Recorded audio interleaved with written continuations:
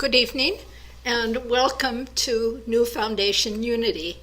This is the sixth and final class of this series on Journey to the Promised Land. I know last week a couple of people told me they were having technical difficulties, so if you are one of those this week, please email mark@truthunity.net. The phone number here is area code 816-301-6304. And I will stop around 8 o'clock to see if any of you out there have questions. And so as we begin our time together, I invite you to close your eyes and take that inward journey to the promised land at the center of your being. That sacred place that has always been there.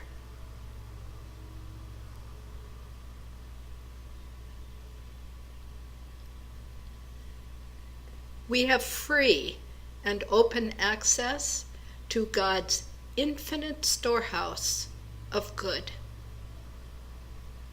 The promised land, the land of abundance, the land of milk and honey.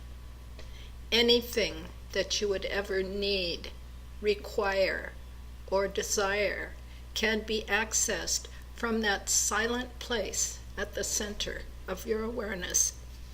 Excuse me.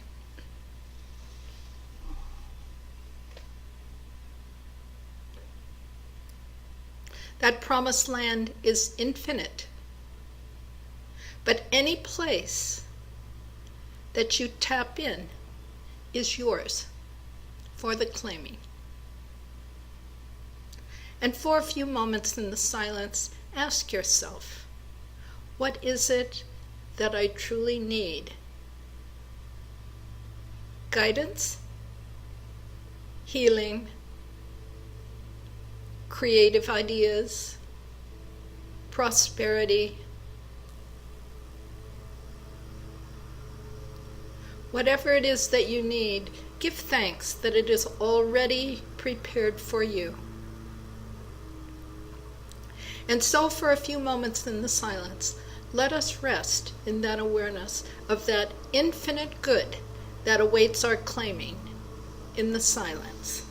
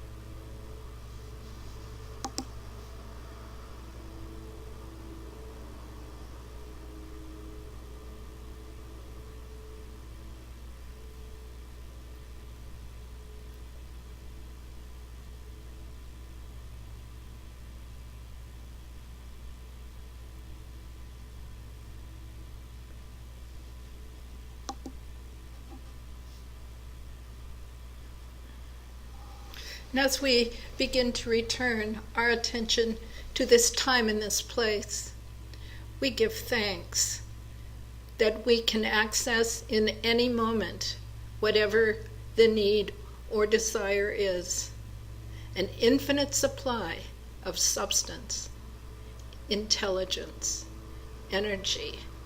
It all belongs to God, and we have the capacity to draw from it. And in that awareness of the truth, we do give thanks in the name and through the power of the living, loving Christ presence that lives within us all. Amen.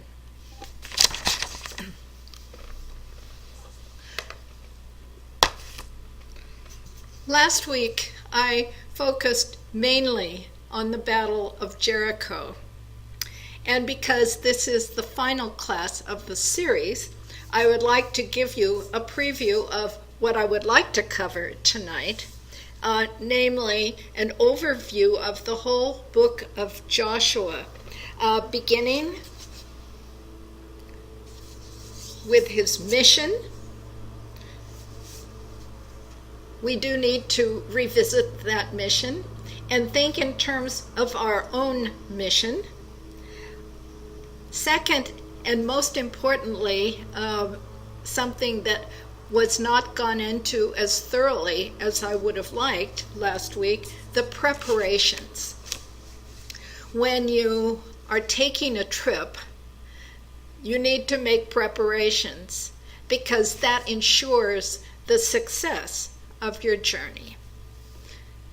You pack a bag, and maybe you do some research on where it is that you're going and get a taste of what it's going to be like.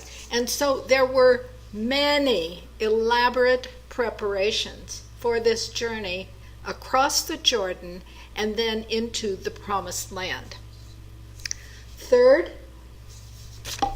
I would like to contrast the Battle of Jericho with the Battle of Ai, and then show how the Battle of Gibeon and the Amorites provided a third solution to winning a battle. And then finally, the fulfillment of Joshua's purpose. And you can evaluate. Here's his mission, here's his purpose, and we'll see if he really fulfilled it.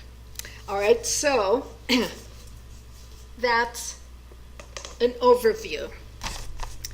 So back to the mission. Remember last time I mentioned that we all have a mission.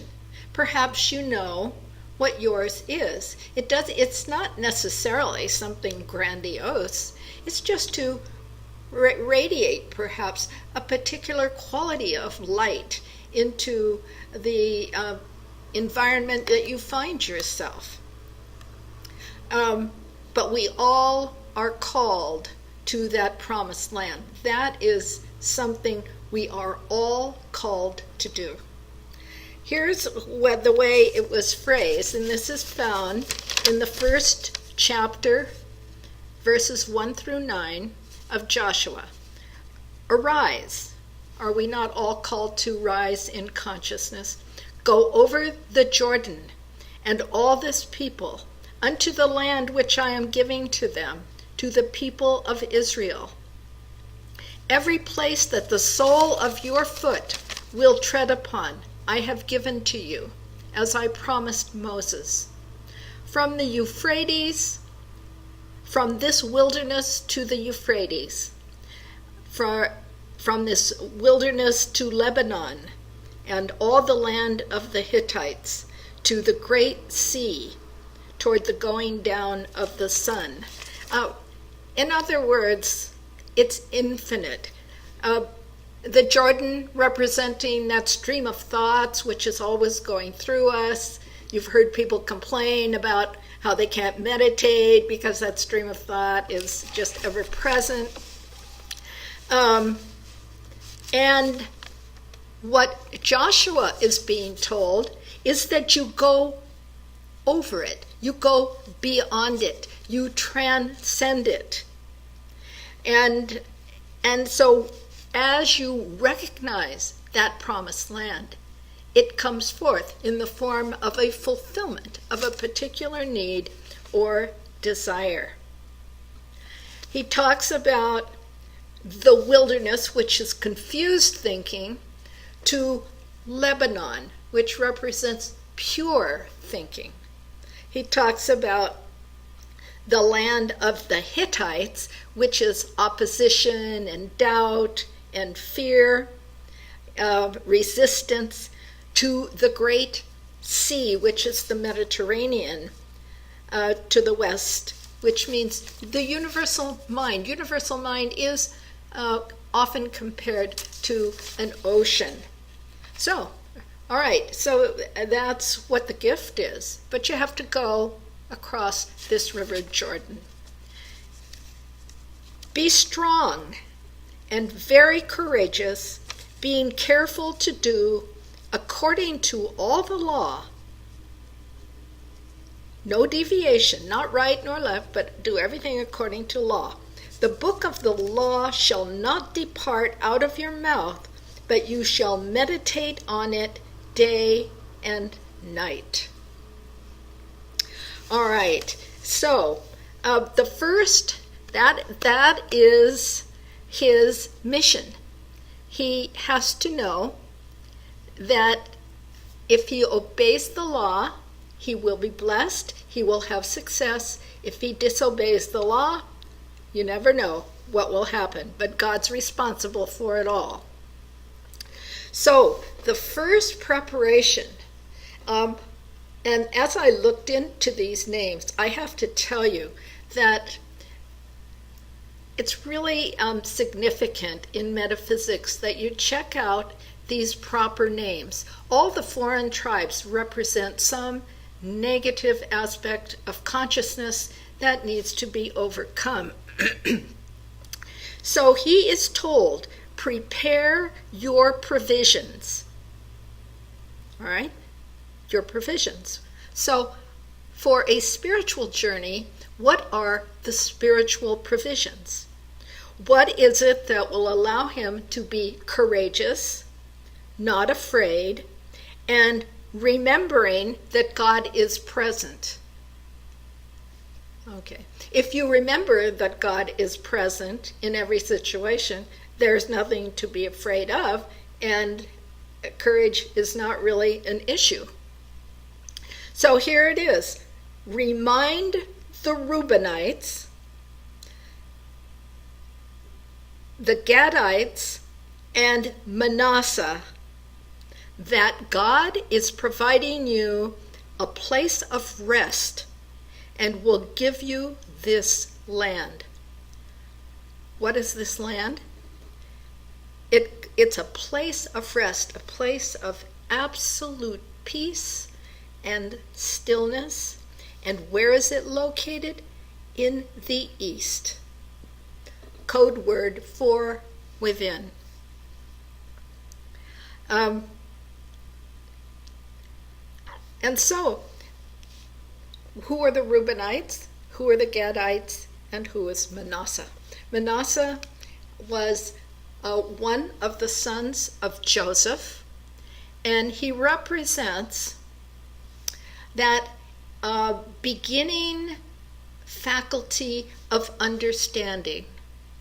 Now, we know that we may understand what the law is. We may understand that there's a law of gravity, or that there's a law of cause and effect. But do we always act upon it? I want to emphasize that Joshua's mission, as ours, is to go into action. Once you are taught the truth, once you become aware of the truth, it is necessary that we act upon that truth to bring it out into whatever environment we find ourselves in. Okay, so he reminds Manasseh that understanding that obey the law and you are blessed, disobey the law, and you are cursed. All right, that's one faculty. Now, who's Gad? Gad is one of the sons of Jacob and Leah, and he represents that channel through which power expresses. So what do we need to remember about power? We need to remember that God is the power, that God fights the battles, God does everything, and we simply be still and allow God to work in and through us. And Reuben. Who's Reuben? Well, Charles Fillmore says that Reuben has that quality of discernment. Benjamin actually represents faith, but Reuben, it's sort of part of the faculty of faith, because you have to be able to discern what is according to law and what is not according to law. And it is that faculty of judgment that says yes or no. God is present or God is absent. Okay, you can't have it like God is present in the good things and God is not present in the bad things. So God is present. And so these faculties have to be uplifted and reminded of the truth. Interesting. Have you ever talked to yourself, to your faculties, and said, I'm going to really have to rely on you for this journey? Okay, preparation 2. Send spies to Jericho. Okay, find out what it's like. How strong are they? Are we prepared well enough? So these spies, this would be like saying, I'm going to go to this new country, and I think that I will just read up. Maybe I'll read up and see what the people are like or what the language is, and that kind of thing. You do research before you go to a new place. And so that's what happens. And what he discovers is that Rahab, representing love, just what we would call human love, is the way into the promised land. Remember that Jericho is a walled city. It symbolizes the intellect. Just as the moon has no light of its own, it can't generate light, so too the intellect cannot generate light. It relies on spirit to work in and through it. So Rahab, interestingly, this is such an interesting detail. She lives in the wall, and it has a window so she can look out and view and see something outside of Jericho. And of course, you know, we talked about this last week. She helps the spies, she helps them get away. And in exchange, her life is saved in that of her family. When we make an alliance, a covenant, as it were, a covenant is a sacred relationship. When we make a covenant with Spirit, it does become our salvation. All right, and so it played out just like that. And she also gave him the valuable information that the people of Jericho had heard of the crossing of the river, and they were afraid of this God who could do such miracles. Okay, the third preparation. Okay, so we've had reminders to the three important faculties. We've had the spies, and now we have this encampment where Joshua gives instructions. first to the people and then to the priests. Here's what he says to the people, and this is the instruction to us. When you see the Ark of the Covenant carried by the priests, follow it, for you have not passed by this place before. When you are going into the silence, follow the Spirit inward. The Spirit wants to go to the source. It is the source, and the Spirit within you wants to go there. And so follow the Ark of the Covenant. They believed that God lived in that box. All right. And they carried it around with them. Jesus was the one who let God out of the box. And another interesting detail, and I hope you're all as fascinated with numbers as I am, that despite the fact that they're following the priests who are carrying this ark, there is 2,000 cubits. I don't know what a cubit is, but the 2,000 is important, between you and the priests. Human consciousness is like a universe away from human consciousness is a universe away from spiritual consciousness. The intellect can be as high as you can develop it, but it's a big jump into spiritual consciousness. As Jesus said, the highest man in the world is lower than the lowest man in spiritual consciousness. Okay, so 2,000 cubits but you can go there by transcending it. All right, then he gives instructions to the priests to stand still in the Jordan. And what this means is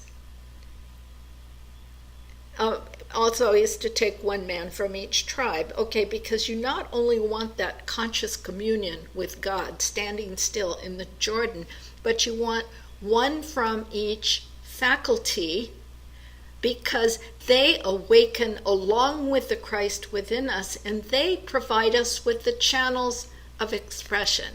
So they do that. When we have conscious communion with God, we are able to break through, symbolized by the waters dividing. Thinking comes to a standstill. The waters cease to flow, and we are able to move into that awareness of the presence of God's abundant good. Okay. All right. So when the priests get into the water, they rest with the soles of their feet, and that is what allows us to go into that inner realm that we call the promised land and God's abundant good. All right, so that's the encampment with the instructions.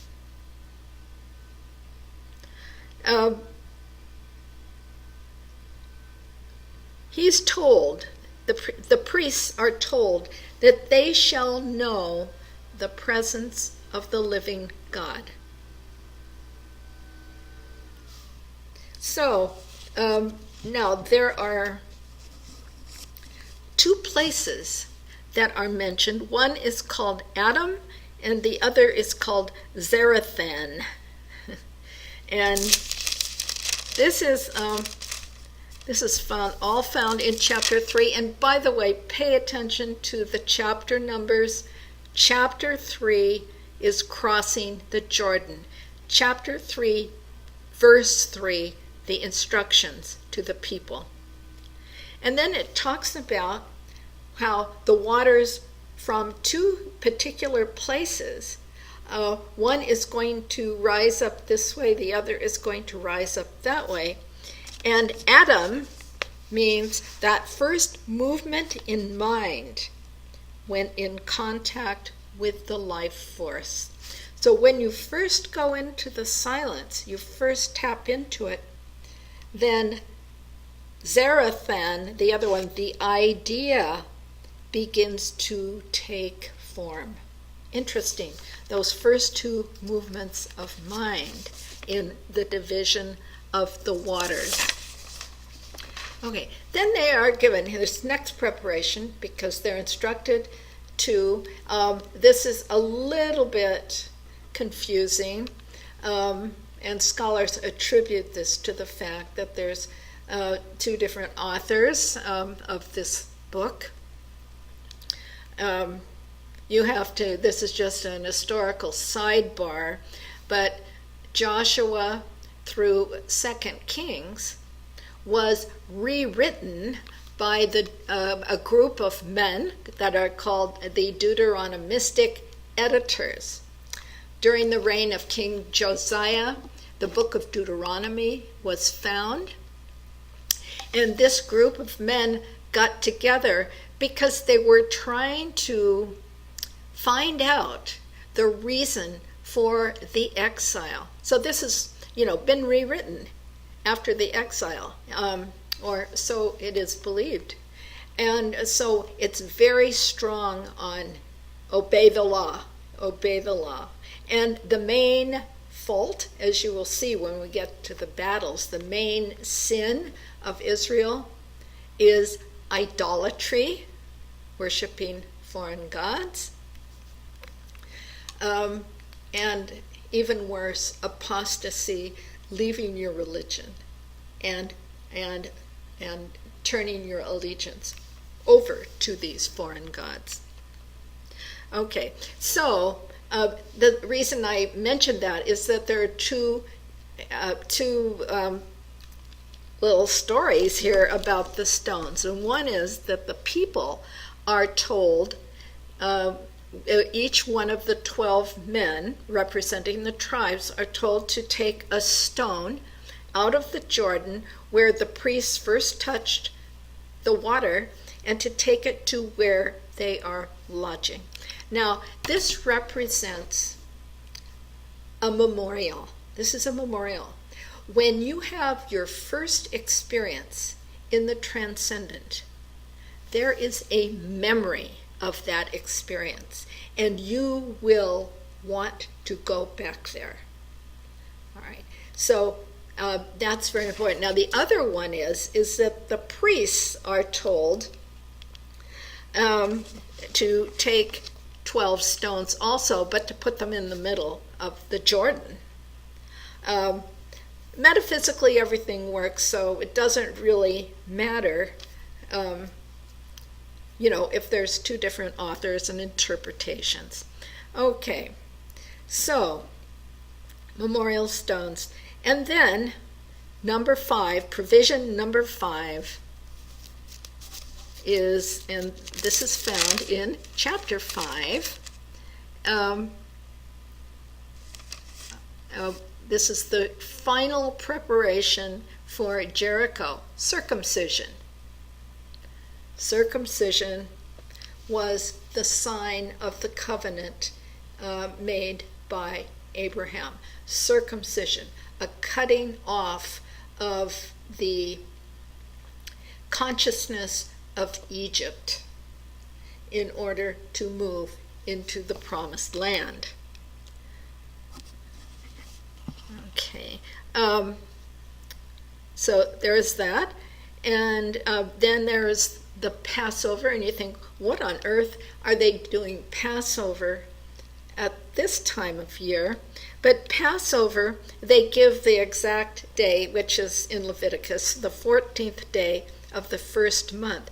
And why is that celebrated here? Because that was the day when the manna came down from heaven to feed the Israelites. And so now it's being celebrated as the time when they are eating the fruit of the land.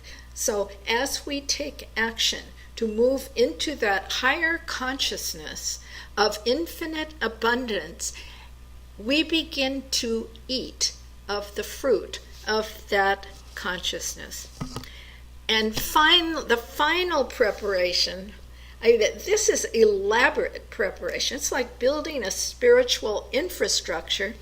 And this is found in chapter 5, verse 13,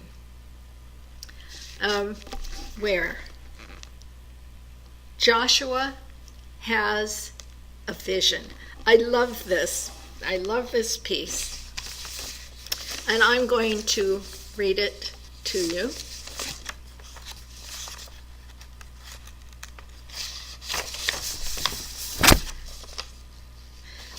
Joshua, it's a warrior, and with his sword drawn up like this. And and here's what Joshua asks him.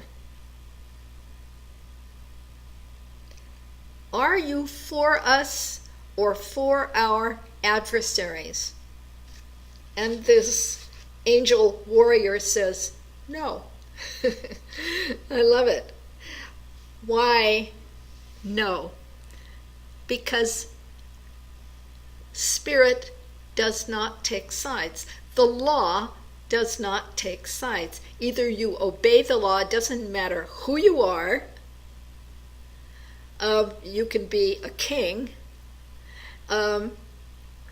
or you can be just some ignorant person. But if you violate the law, the effect is the same. So what this warrior is saying he's the commander of the Lord. Put the shoes off your feet. This is in response, and Joshua says, well, please tell me what to do. And he says, take the shoes off your feet. Sounds like Moses, right?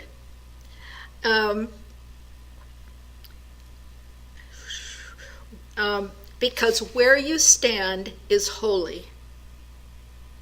So be ready and willing to move forward with courage, strength, and the power of the spoken word, that's the raised sword, to do what spiritual understanding guides us to do. Does not take sides, but creates a sacred space for making everything that we do a holy task.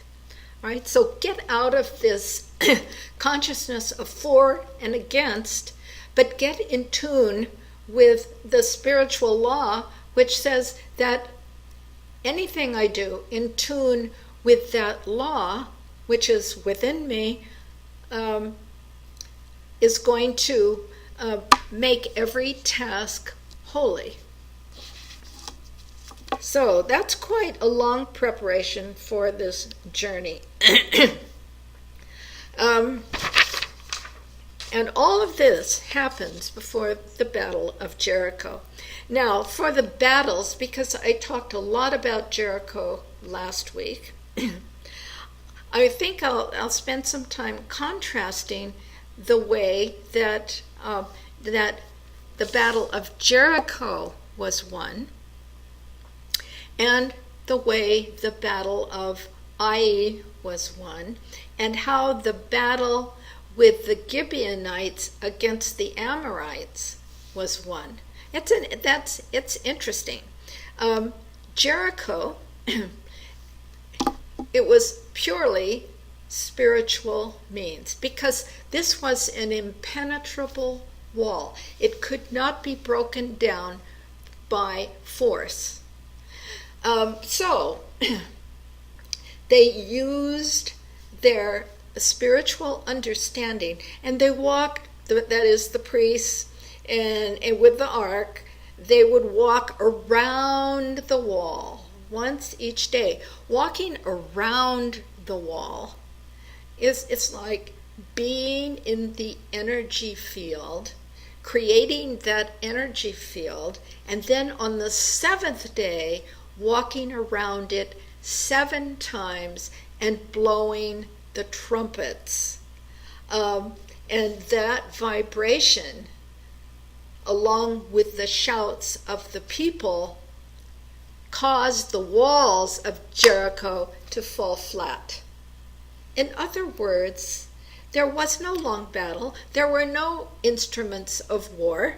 There was no, everything was destroyed. It says, everybody was destroyed. But what that means is that all aspects of the intellect and human consciousness were flattened in that moment. Then there had been very strict instructions as to what to do with the spoils. One little detail that I know I did not mention last week, but I'm going to mention it tonight, and that is that they were to take no weapons. They were to take nothing to destroy. Because the reason being that if they took the weapons, they would draw more battles to themselves. Okay, the Jericho people, they fought with weapons. They were also instructed to take if they got silver and gold and other precious items, they were to turn those over to the tabernacle of the Lord. Well, as you know, Achan, the sin of Achan, he violated 3 commandments. He violated the one, do not lie, that is, do not bear false witness, do not steal, and do not covet. He violated all 3 of those and brought trouble upon the whole consciousness. So they did win the battle of Ai, but they lost a lot of men. And Joshua, he falls on his face and says, "Oh, why? Why did this happen?" And God says, "What are you doing down there? You know the law. Find out who violated the law." And so they do, and they narrow it down to Achan. And so everything, all of his possessions, everything, he's burned, he's stoned. I mean, he is really, really flattened, but this has to be done in a sort of punitive way. So I thought this is, there's always a lot of destruction done when we use force and when we try to get something out of it for ourselves, when this is a holy battle. Okay. Now, they also fight with the Gibeonites, but the Gibeonites do something very interesting. They are being threatened by these 5 Amorite kings. And Charles Fillmore says the 5 Amorite kings, I think we could say the 5 senses, that take in everything outside, including race consciousness, and we take that to be our reality. So the Gibeonites come to realize that they cannot destroy this on their own. Gibeonites are a high place in consciousness that recognize the need for spiritual help. And so they turn to Joshua. They make a covenant with Joshua before the battle begins, and the Gibeonites become servants to Joshua, and so Joshua helps them fight their battle successfully. So 3 different ways. We see the purely spiritual way, we see the normal sort of conventional way, and we see a consciousness that recognizes that spirit needs to conduct everything if we are going to be successful, rather than allow old ideas that we have picked up from the past, from our parents, and so on. Those are not reality. Those are those crystallized beliefs that existed in Jericho. All right, so God does the fighting. And so that's the end of the battles. Now comes the time to look at the fulfillment of Joshua's purpose. He certainly did a lot of the work. He did not fully, conquer, that is, possess the promised land, but he did his job. Just as Moses did his job, Joshua did his job. And I think his job was to be courageous, to be strong, and to cross that river and get those people across, to really get into that promised land. And he got a good start on that. And then he had to partition the land. Now, this is important for us too, that once we find that place in consciousness, we come to realize, or I hope we come to realize, that there are these 12 divine faculties. We call them 12 powers of God and 12 faculties of mind, small m. It's important for us, if you are not familiar with these 12 powers, and here's what Joshua does. He divides the land between them. And at this point, we could say that there are really 13 tribes, because Joseph has 2 sons. And those 2 sons each have some territory, although they work together very closely, will and understanding. But the Levites don't get land. So it ends up being 12. And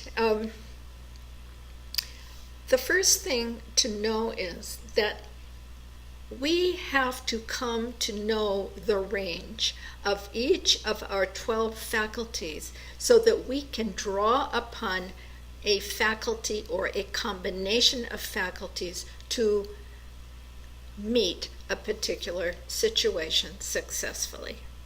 Now, I'm going to go through the functions of the 12 powers, and just keep in mind that the 12 tribes of Israel are the very immature, just that first awakening of the 12 powers once they have gotten to the promised land. It's not the full expression of the 12 powers. And so, faith, it's actually Benjamin who represents the awareness, that awareness of a channel for faith to flow through. Faith is the perceiving power of the mind. Learn the functions of these faculties. Perceive. If you cannot perceive the presence of God in a situation, you cannot draw upon your faith. You cannot form and shape the substance from that, whatever it is that you need, in order to meet it. So it's a perceiving power. Joshua, who I'm going to say represents strength, because strength is the power of the mind to accomplish. And he accomplished. He took action and he accomplished. The faculty of judgment, it is the faculty of to discern. All right.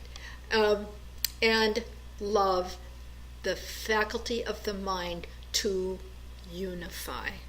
And that's why the Levites did not get territory, because love needs to permeate all of these faculties. It needs to permeate the entire consciousness. It's what holds everything together. Okay, and so you can learn those first four. And if you want to go on, you can go on with power and imagination. Imagination, that one that works with faith. You can say that power, very different from an outer expression of power, it's the power of the mind to transform. We can transform anything, any obstacle into an opportunity. We can transform something that appears negative into a blessing. That's power. Imagination, the power of the mind to form and shape substance. All right. Those two work together, faith and imagination.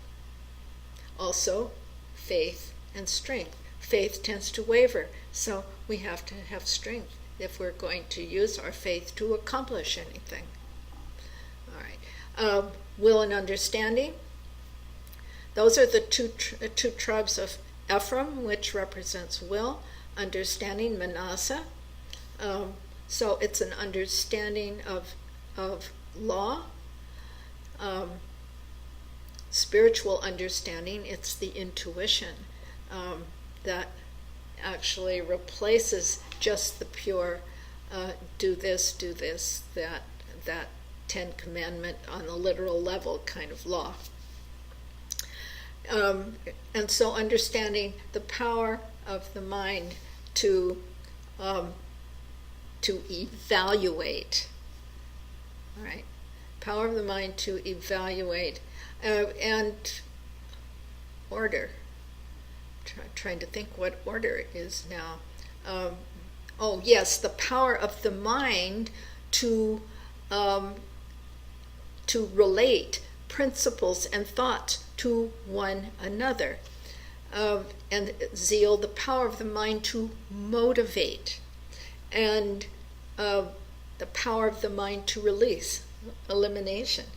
And life, the power of the mind to activate. These are all powers that wake up when consciousness wakes up and provides us with channels to express everything. And so we see this with Joshua. He's the one who just doesn't preach to the people. He goes out there, takes the steps to enter into the promised land.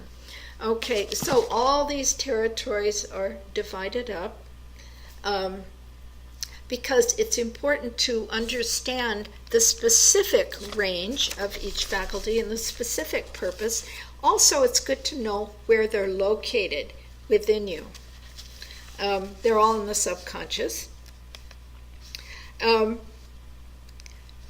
again, another thing that Joshua does, he lets them know that each has a separate place, each has a separate territory, but they have to function in harmony with the others. So they're both independent and interdependent, because Israel is supposed to remain one people. Now that doesn't happen until David and Solomon, and then it begins to fall apart again. Okay, so your assignment, should you choose to accept it, is to look up the function of each of those 12 faculties of mind. And then you can more easily assess a situation and say, which one of these do I need to activate here? Now, there was, even after this land was conquered, there were still foreign tribes, and there were the tribes of Israel, and there would be fighting. And this is leading into the next section, which is Judges. So whenever there was trouble, a man from each tribe would pop up and put out the fire, as it were, and then return back. There were a number of judges, and that's one possibility for my next series of classes. There were a number of impressive judges who took care of all the fighting that continued to take place, all the difficulties that continued to take place. And it's that way in our spiritual life. We can't just meditate once and have it all done. Oh, you mean I have to go there again? I have to do this more than once? Yes, it's a lifetime journey. A couple of other points that I think are worth mentioning, and there's a whole lot about this division of land, but also that there were 6 cities of refuge, 3 on each side of the Jordan. And these cities of refuge, because of all this fighting, if you unintentionally killed someone, then you could go to one of these cities of refuge, and you would be spared. And then their message, Joshua says goodbye. He gives them a final blessing.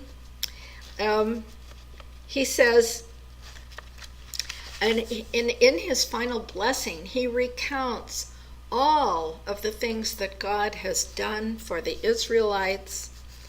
And like that, as we develop, quality after quality begins to unfold. And then the one that unfolds, then it gets incorporated into our being and makes way for another one to come forth.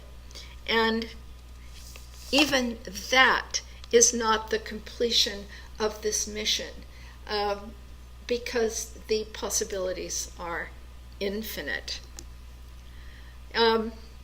So we are almost to 8 o'clock, and I know I've covered a lot, but I think it's important that we learn how our 12 faculties function, where they're located in the body. And Cora Fillmore developed a lovely 12-power meditation, as did Nancy Norman. And so there are ways of cultivating, putting attention on these faculties.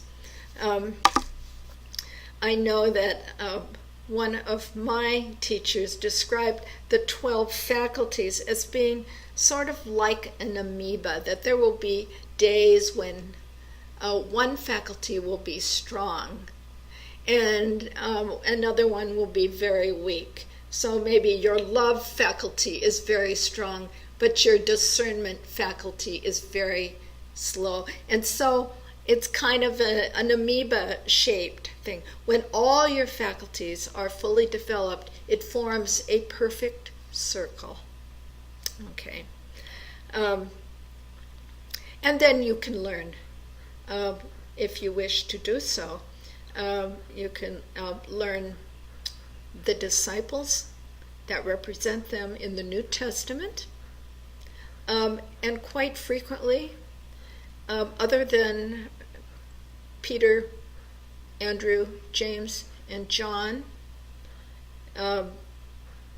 Philip, there's a slight mention of Philip, but most of the others, you have to look at their names or where they're from in order to fully understand that. So until we have these faculties developed, we're not functioning with that full Christ potential. And once we're functioning in this living, possessing the promised land. Once we possess it, that is, we own it, we live from that place when our decisions and our attitudes and our actions are all from that place. That's when the infinite possibilities begin to unfold, and there is no limit to the substance, to the intelligence, to the energy, and to the good that we can bring forth for the upliftment of our world. Also, I would like to say that what I had planned was for the next series to be on Judges and the next on Prophets. The Prophets is a longer sort of course because Isaiah is very long, and Isaiah is an important prophet. Jeremiah is an important prophet. Elijah, I have to do a course on Elijah, the prophet of prophets. But I also have in mind, and you can let me know by email if you would like, if you would enjoy a class on unity history. I tried this out on a class down at the Unity Temple, and I had it. I did play a silent movie, so you could see where Charles and Myrtle were coming from in terms of the consciousness which was at the foundation of unity. All you had to do was look at the energy and feel the energy and look into the faces of these people who were the workers at Unity. Also, I had some steps in the development of consciousness of both Myrtle and Charles. Talked about spreading the message through the different magazines and publications. It was a covenant. We talked about covenants and the importance of a covenant. The covenant also at the end of Joshua was renewed. Covenants are extremely important because when you make a covenant with God, that God within yourself, you know you better not break that. Yes, it helps you keep your word to yourself. So it is 8 o'clock, and at this point I will open up the line for questions.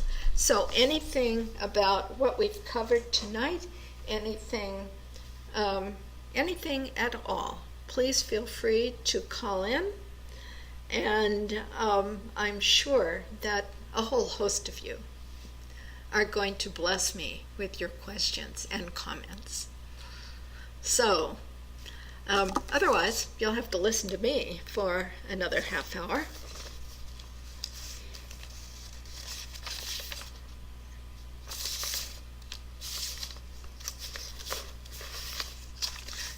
Another piece of Joshua's farewell address is that he warns the people against Baalism. Now this is where the Deuteronomistic editors comes in. Baal was an agricultural god.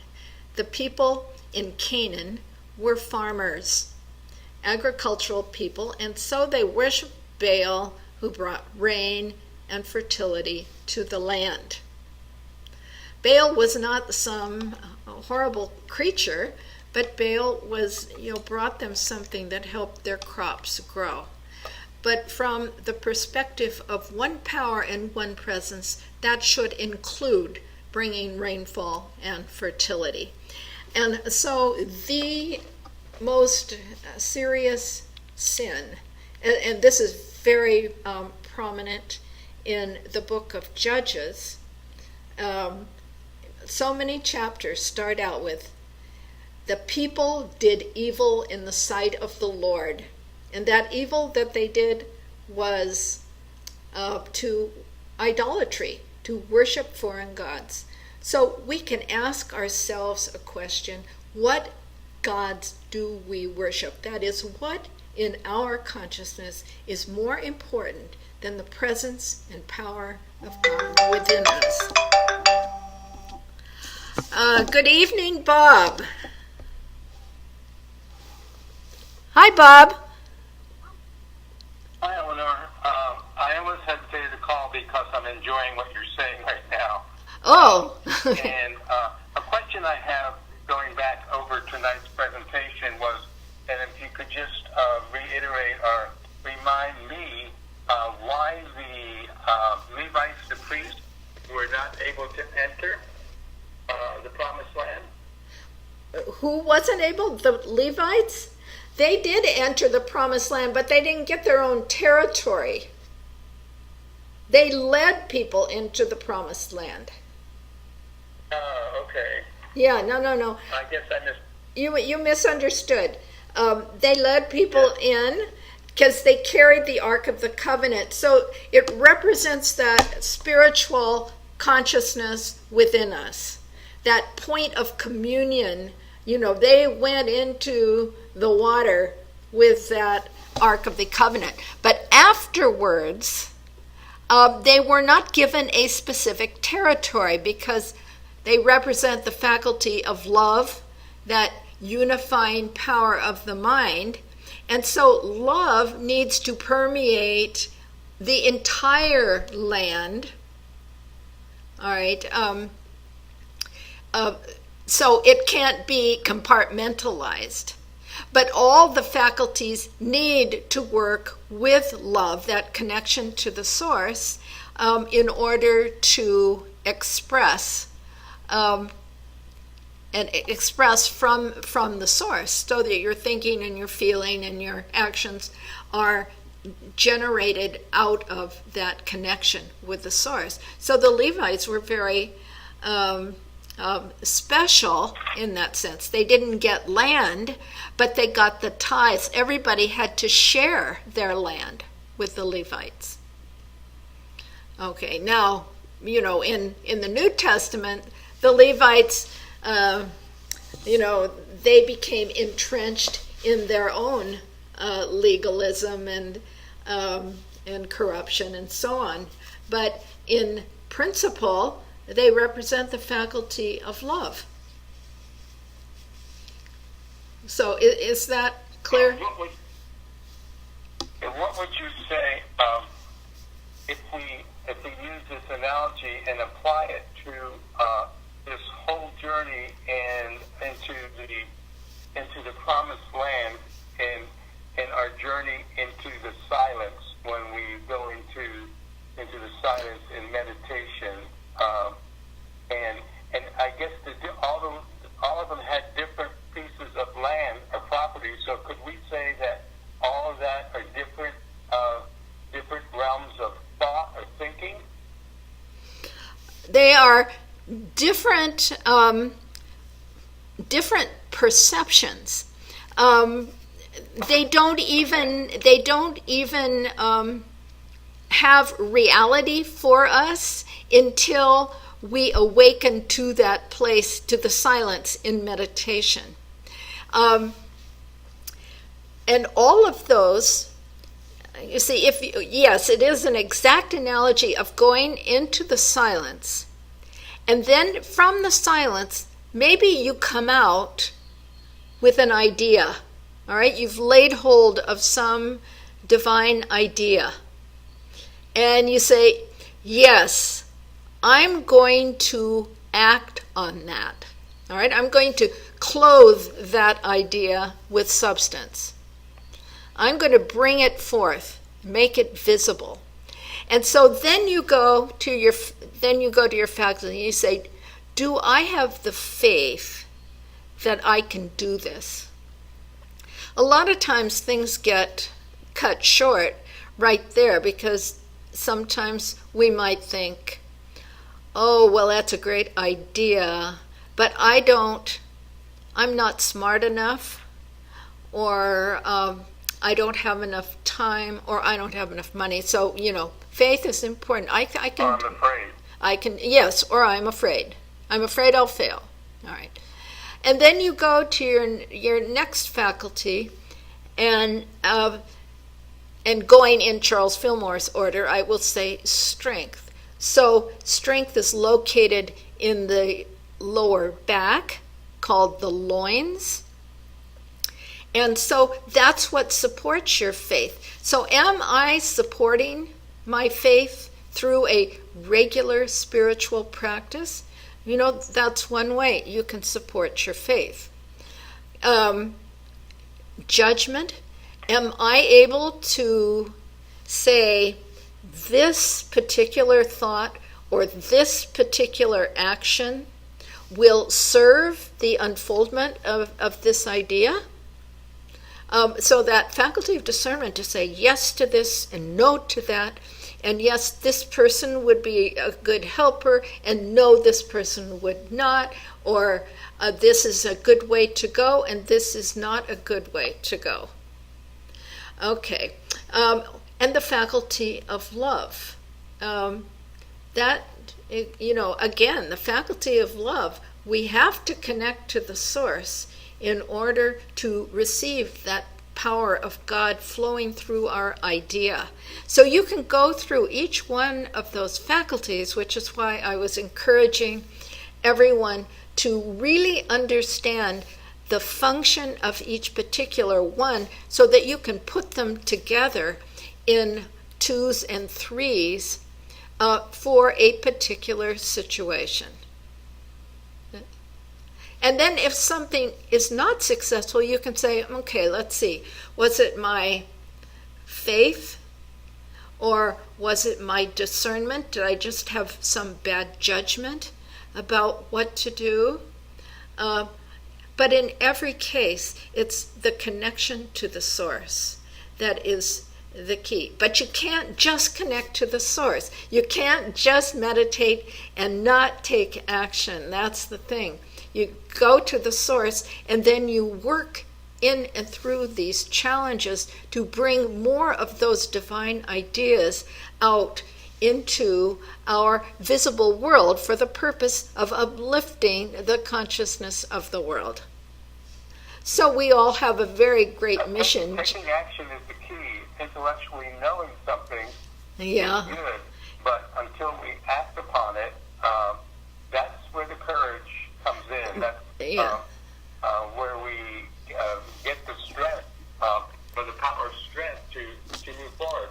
I really liked your analogy in the 12 powers with the amoeba, because we think in linear terms sometimes, and so when we meditate, we'll go through the first power of faith, and we go through strength, and we go through discernment and love, and it's kind of like we're following the rule, but I really like that analogy you brought about the amoeba, that it could be one or the other, and one is stronger and one is weaker. Can we just talk a little more on that?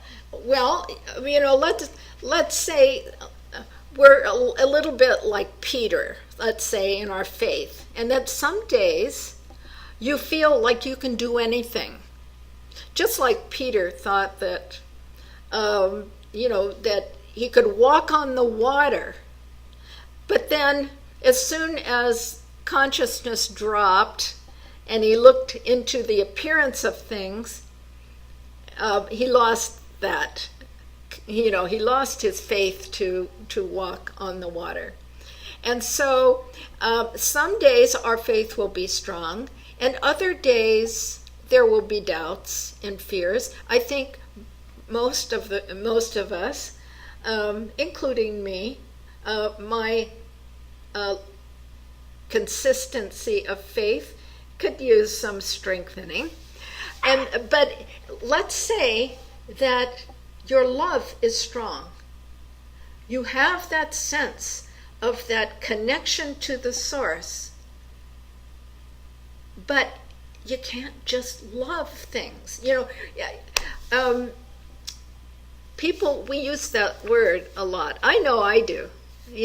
I love that idea. I love that recipe. I absolutely love these people, and yes. And loving is like knowing your oneness with that. but love simply is, and it has to express in and through and with one of those other faculties. So let's say your love is strong, but you don't, oh, I would love to do that, but I don't think I can. Let Aaron do it. Or, we're judging there, right? Yeah, right. And we have to have good judgment, and we have to say, now, if you have this great idea and you think you can do it, but you don't use good judgment in terms of timing, in terms of resources. I mean, there are all different ways that you can squander, blow this idea until it gets, particularly once you get to the discernment level, all right? Once you get, that's where the bad judgment comes in. And then also you keep on and you get to the release, and well, gee, that would have been a great idea, but I have these other obligations. And so people find reasons. My kids aren't grown up, or I don't have enough money, and who's going to be in charge of this? And so we rationalize to ourselves, which I guess in the end comes down to a lack of faith. And so I'm going to draw something on the board. I'll have to erase it. So wait for just a second, and I'll show you what the amoeba looks like. Okay.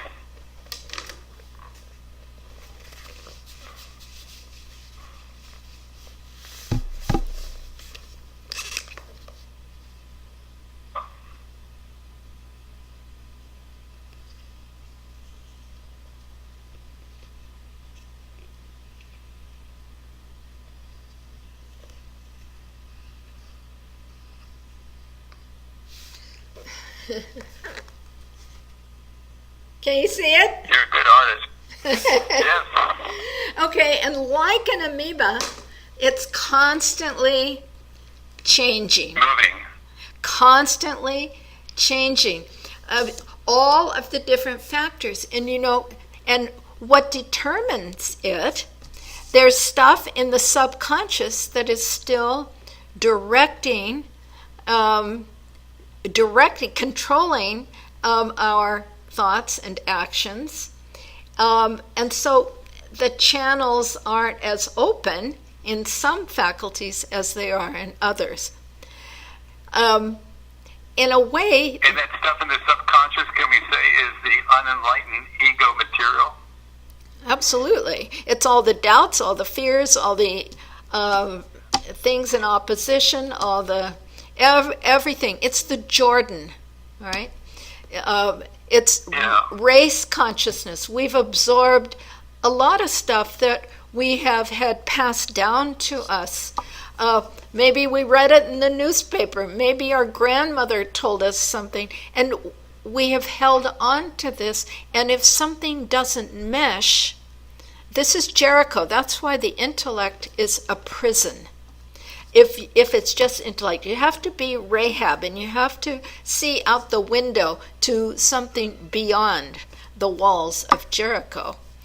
And so she sees beyond to the Israelites, representing that aspiration to spiritual development. Because the intellect keeps you shut in. The intellect can only accept new ideas and information that reinforces the belief system it already has. That's why it's a prison.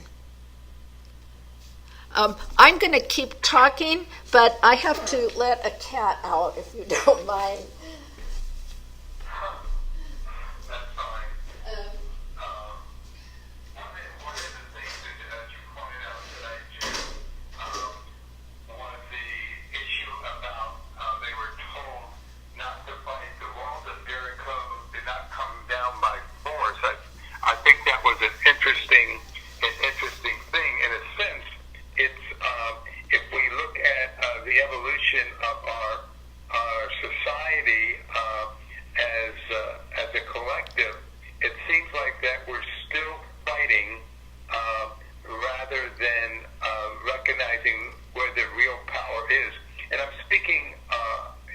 solely about their collective consciousness, and but that really brings it down to my level when I'm in a situation, and there's a quote in Jesus where he says, "Resist not evil." Absolutely. Don't fight it, and because when we're fighting it, our attention is focused on the issue, and we cannot see clearly. Yes, and we energize it. We energize it. We give energy to, we give energy to the battle. And I thought this class and the whole series has been an excellent. You did an excellent job, and I really, really do appreciate it. Oh, and, thank you. I'm looking forward to your next series, whatever that is, because they're always good. I appreciate your gift as a teacher, and the wisdom and the knowledge that you have complements your many years of study and reflection and working. We have to do the work.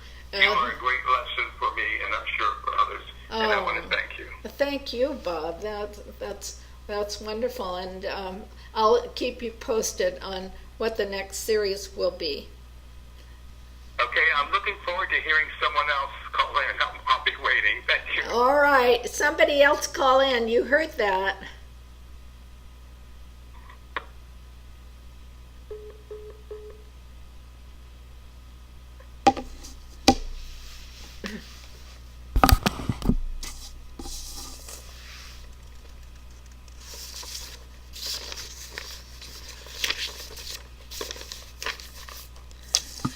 Perhaps we could think a little bit about the 6 cities of refuge, 3 on each side of the river. And I've been thinking about it, and that, as I mentioned in the class, that the reason for it was there was severe penalties even for unintentionally killing someone. Do not kill, the 5th commandment, the 6th commandment says. So the 3 on the promised land side of the Jordan, I think those might be easier to establish. We could say we could take refuge in our faith. We could take refuge in our connection with God. We could take refuge in our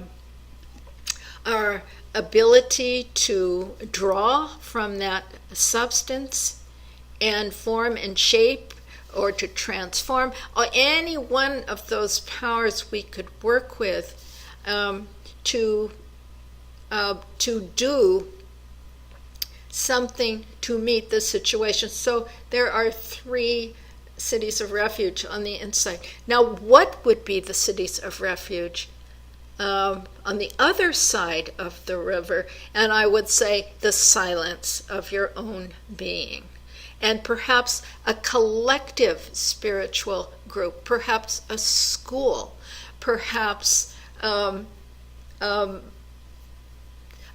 spiritual family that gives you support, a prayer group. In unity, we have silent unity, and that used to be considered like a city of refuge. So if anybody has any ideas about that, what would be your refuge within? It's easier to, I think, delineate than it is without, but that might be the case, where nobody can touch you. Not even the the most stringent law, and it was pretty stringent in the days of Moses and Joshua. And the next step, as I said, from Joshua, probably would have been Deborah, the judge, who fights battles pretty much like the enlightened way. Hi, Bob. Yeah. Hi. Hello? Yes. Hi. Yeah, I just lost your sound after I hung up. Are you on the phone with someone else? No. No. Can you hear Okay, me I just now? want you to know we have technical difficulties. I sent an email to Mark, so I can't hear anything you're saying. But Okay. that's okay. Maybe I'll just keep my phone on so I can hear. Yeah, well, keep your phone on and turn the computer volume down. I was talking. Yeah, I don't have to because I can't hear you on my computer. Oh, I see. Okay.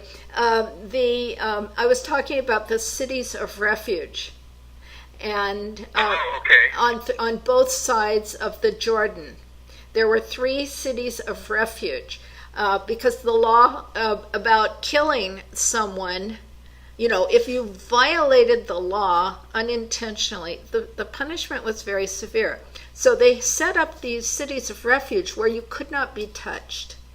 And so I was first talking about the inner, on one side of the Jordan, and then the 3 places of refuge on the other side of the Jordan. And I was talking about how, we have a place in the silence, which is a place of refuge. We also have a spiritual family, whether that be a church or,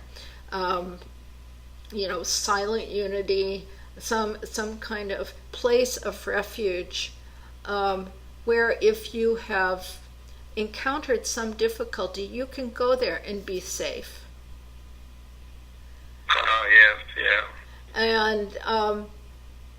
And then when you're in the silence, that is in and of itself a place of refuge. But we have to create those places of refuge in an outer way. And so that's why we gather together and worship in groups and have spiritual support groups and prayer meetings and so on. Something to sustain us when we do this all the time, when we inadvertently act in a way not in accord with spiritual law. And so, and as I read these things, I always get more ideas. And I've read that this is now, I think, the 3rd time I've gone over Joshua, and I keep finding new details that I would like to focus on. Well, like you've taught us in a study of the Bible, and that we go inward and we receive guidance and mana, and we get new mana every time we make that connection. Well, and that is so true. And one thing that I'm saying this to everyone, and that is the most important thing that we have to keep reminding ourselves of is that all characters in the Bible and all locations mentioned in the Bible are part of an interwoven landscape of consciousness that is within us. So we all have a Joshua, we all have an Achan, we all have times when we are self-serving.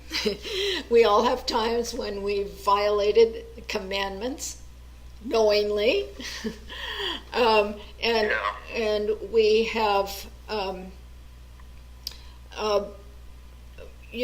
run up against difficulties that we may not even know the source of, but it's always. And that's why the importance, and you've emphasized this through all your courses, and it's really true for me anyway, that when I veer away from my source, that's where I get into trouble, because I'm vulnerable to all the aspects of those hidden elements in the subconscious mind that I have picked up along the way going through life. Yes, and sometimes something will happen, and in my mind, and it will just pop up, and I'll say, oh, yes, that's what this is about. And we discover that those aspects of the shadow, that is the unconscious, subconscious part of ourselves, will show itself and say, here, integrate me, or do something with this, but not to let it be in control. So it's like we never kill the intellect. We do like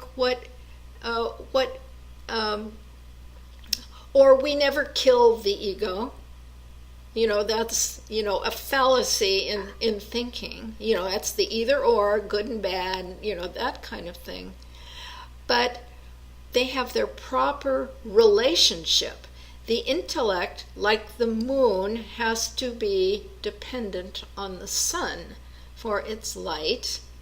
And then the intellect governs through the big I instead of the selfish ego. And then it's the senses. The senses are very valuable. They help us navigate through our relative world, but they're not in charge. It's all about relationship.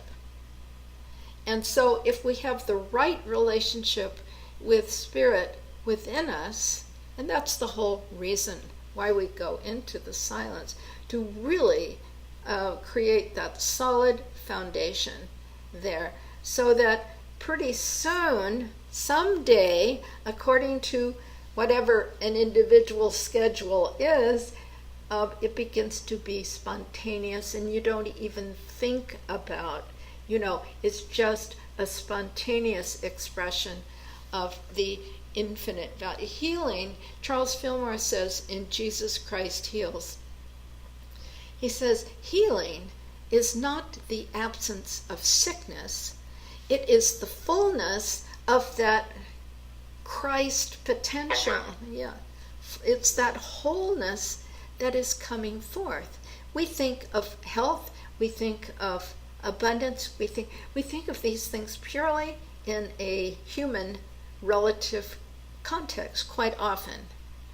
Whereas abundance, it's not about having money. I mean, I know people who have money but they're not happy, and I know people who are not sick but they're not expressing the Christ either, and it's like, it gives you a whole different outlook on everything. Last week someone called in about about did the authors of the Bible and did the people of that time metaphysically understand the Bible? And my answer was that the authors, the only way they could express that spiritual truth that they had experienced was through symbol and through metaphor and through allegory, because you can't describe an experience that has no boundaries. So, and whether or not other people understood it, I was thinking today as I was reading over in Joshua the whole story of this promised land, and I thought, oh, if only people had understood metaphysics, and to think that a promised land was something that was relegated to a particular geographical location, we would have saved us thousands of years of fighting, and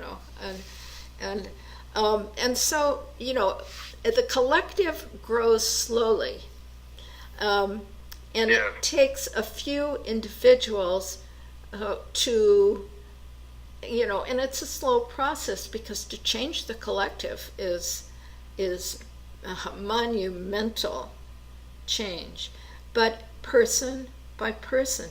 That's why at one time this was about 20 years ago, I was thinking the only thing I'm here to do is to teach people to meditate. But it's more than that. It's about teaching them an appreciation of what is going on when they meditate. Yes, and yes, that it's, to understand that. And yeah, because there are as many ideas about meditation and as many meditations as there are groups of people doing them. Right. But whatever anyone is doing, it needs to have that element of connection to the source and the principle of non-resistance. And it needs to be disciplined. Right, if you don't have the key to the car, you can't get it going. Yeah, that's exactly right. And so and so those things, and a meditation in the silence has to be done with reverence, because you know that you are contacting the source of all that is within you. And you have to be disciplined enough to keep on doing it, just even when you don't think you're making progress. And I know that there are times when I think progress is slow, and other times when I know, oh no, it's everything's still going all right. So, and so that, yeah. I just have one other comment before we close. I know we're a few minutes over time, but one of the things I want to say before, and I don't know how others feel about it, and one of my disappointments is that more people don't call in, because it helps me when I get feedback from other people. But one of the things, and especially tonight, I really, really, really do enjoy your opening meditation, and it just gets me to center and gets me into that quiet place. And I really, that's one thing I think I really forgot, that in all your courses you begin with that, going into the silence, and you lead us into that. And for me, it has been mana, and I thank you. Oh. And I'll hang up because I know you want to close your class. Oh, yeah. So thank you again, Eleanor. Oh, you're very welcome. Thank you, Bob. And I do a lot more meditation in the silence, a lot longer time if I thought people liked it or wanted it. But yes, listen to Bob. He said to call in. I would greatly appreciate it if you would call in. If you happen to be in the Kansas City area, please come over and join me in one of these evenings. It really can be a lot of fun, and we can have a lively discussion for as long as you want. And so I thank you all. I'll take a break for a couple of weeks.